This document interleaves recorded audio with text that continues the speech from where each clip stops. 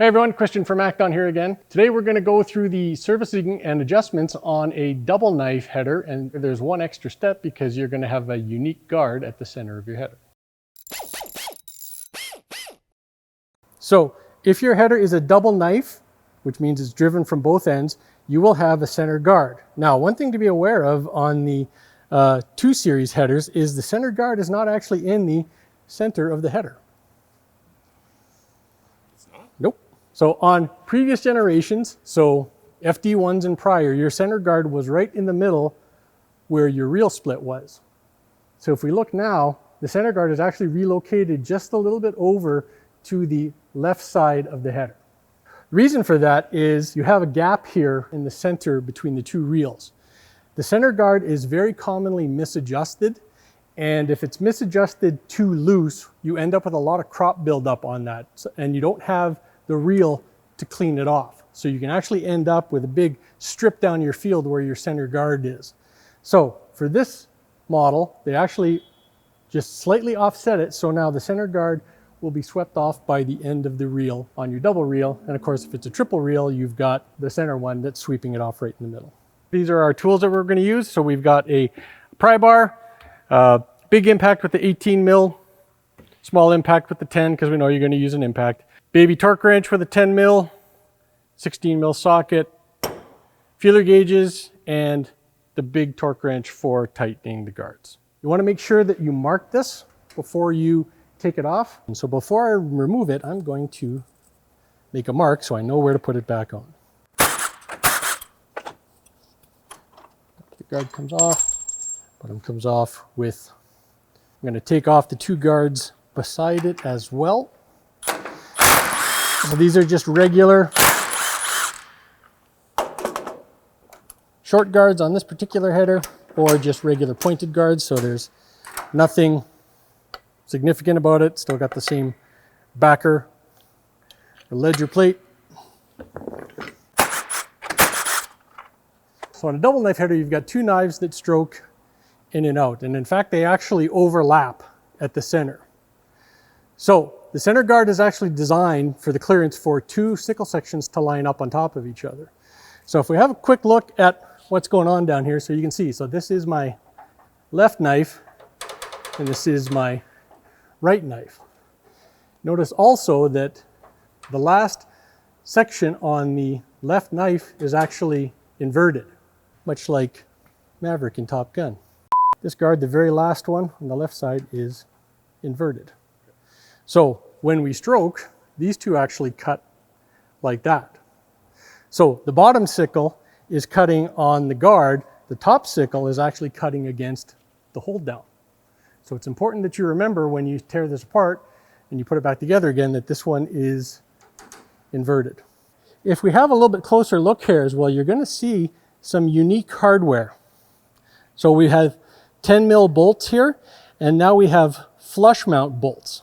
That's designed so that the sickle bar can actually glide over top of the other one. If we just had regular bolts, the end of this sickle bar would just keep smashing into the bolt. So there's unique hardware at the center section. These sickle sections as well are also unique. So this one being inverted is actually countersunk on the underside, and these ones as well are countersunk as well. So these are special sickle sections. We actually sell a kit for just servicing the center part of the knife. So I'll pull a couple of these off and I'll have a little closer look at them.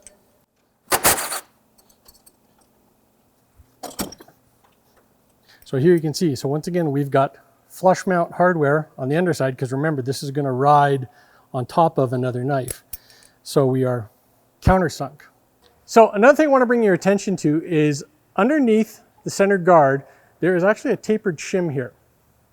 So be careful. If you're stripping the whole knife down and you find this thing on the ground, that's what this is for. So it's important that it goes back in the proper location. So the end of the shim, the thick end of the shim, basically is where the center guard goes, and then it extends this way.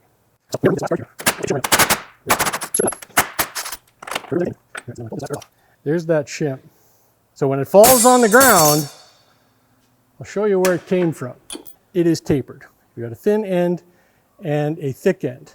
Now, if you look closely at the guard bar, some of you that have worked on the older generation headers, you'll remember that guard bar was welded on, and it was actually welded on offset, and that was so that the one knife could travel over the other. If you look on the 2 Series, it's a single formed piece. There's no step to it. So how we achieved the 2 knives going over top of each other is by installing this shim. So what happens is this spaces the guards on the left-hand side just a little bit lower so that the other one can go over top. So you want the tapered end pointed to the right side of the header. If you forget to put this in, you are going to have nothing but trouble. You're probably not going to be able to achieve your proper knife clearance, and you may actually end up with some damage. There's no up or no down. You just got to make sure that the thin side is toward the right of the header. Okay, so now we'll reassemble. New guard, new poly if we need to. We use the hardware if it's still in good shape. Hold down on top. Okay, so this guard will hold it on for now. We'll continue replacing our sickle sections, and then we'll put this all back together. Remember, we've got countersunk special sections from our center overlap kit. So we've got our flush mount hardware. This hardware is still in good shape, so we're going to reuse it. So now they're in there flush. Going from underneath. Drop one of the bolts. Put the nut in, so you want the dome side of the nut facing down. And remember, so this one goes upside down. So countersunk on the top, flush mount hardware, line it up, hold your tongue just right.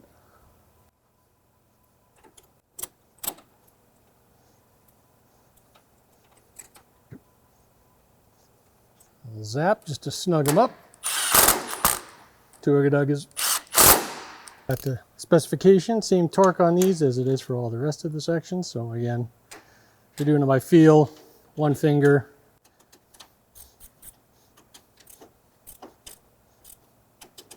There's really nothing special until it comes to adjusting the center guard, which we will get to. I'm going to install these all loosely because I've still got that shim underneath. So I need to make sure that there's enough play for that.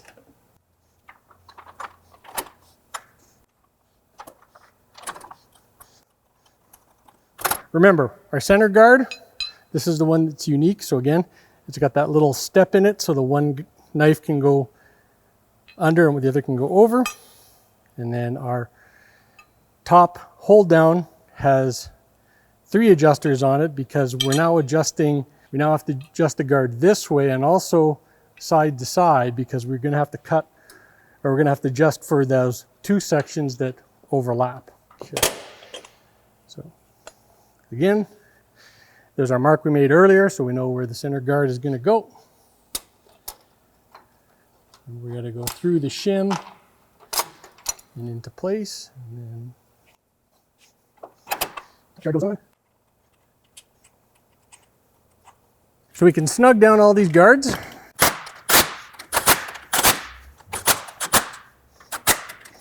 And we'll torque specification.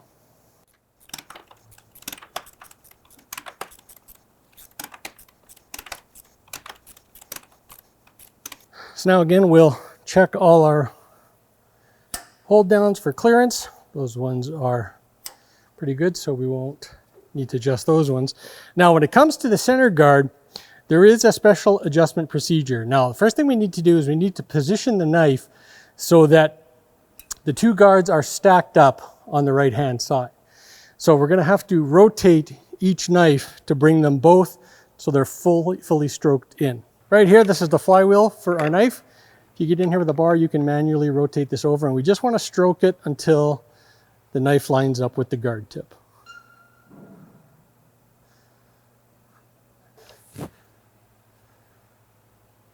Now, on our center knife, we need to check these same clearances. So just like we did on the normal plug-free guards, we got to check these ones as well. Now, there's two places you need to check on here. So you need to check at the tip. So once again, we're looking at that same spec of 4 to 20 thou. So we've got pretty good clearance there. That one there is a little bit tight. Now, this becomes a little bit tricky because now we're adjusting this way as far as also this way. But we also need to watch our clearance at the back here as well. So normally we just check the clearance at the tips on our normal plug-free short guards. On any double knife, you need to make sure that you check it at the tip and also at the back, because it's possible for it to be too tight at the back and too loose at the front, in which case then you have to start working with side to side. So this one is a little bit too tight. I've got lots of clearance here at the back, so I can have up to 40 thou at the back here. So I'm good at the back for right now, but just this one's good. This one is just a little bit too tight. So what I'm going to do is I'm just going to back off this side just a hair. Still a little bit too tight. All right, so now I'm going to adjust the tilt of the whole guard. So again, I'm going to, because I want to basically bring the tip up, I'm going to undo this one just a bit. So that should tip my guard back.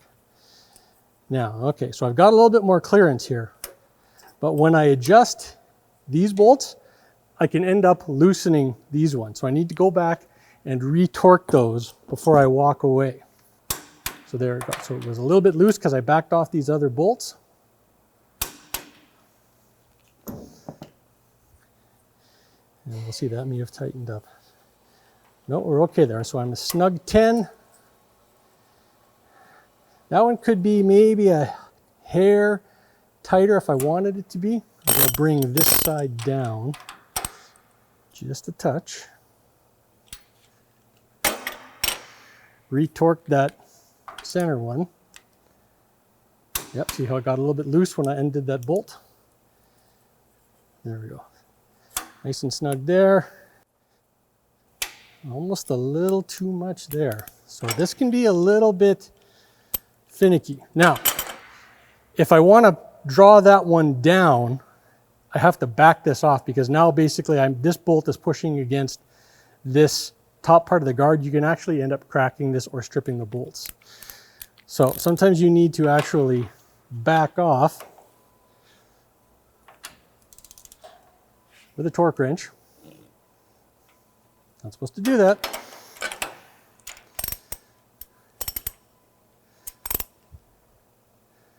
Tiny adjustment. Okay, so check this tip. Yep, got some drag there. Got some drag there. Lots of room at the back. So now we're assured that we'll have a nice clean cut here at the center, so we don't end up with any crop building up in this area and end up with a strip down our field. If you have pointed guards on your header, which a lot of you will have, the procedure is basically identical. So they're different components, but you're going to adjust them in the exact same way. Your knives need to both be stroked inboard. You're going to check the clearance at the tip, at both tips. That side's good. This side is a little bit loose. Need to check it at the back. Got clearance there. Got clearance there. So on this one, I'm going to try and bring the tip down just a little bit to snug that up. So I'm going to adjust this bolt down so it'll tilt the guard, and then I'm also going to have to make a slight side-to-side adjustment. So I'm going to loosen these ones off just a hair. I'm going to give this a slight turn, so that should tip my guard down, and I'm actually going to back this one off to try and collapse it a little bit. So very small adjustments here. We'll snug these back up, press down. We're using a 10 thou, good clearance there,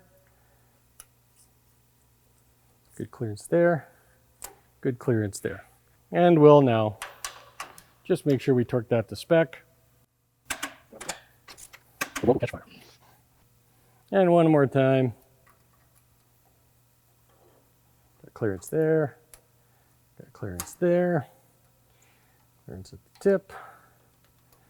Clearance at the back. Good to go.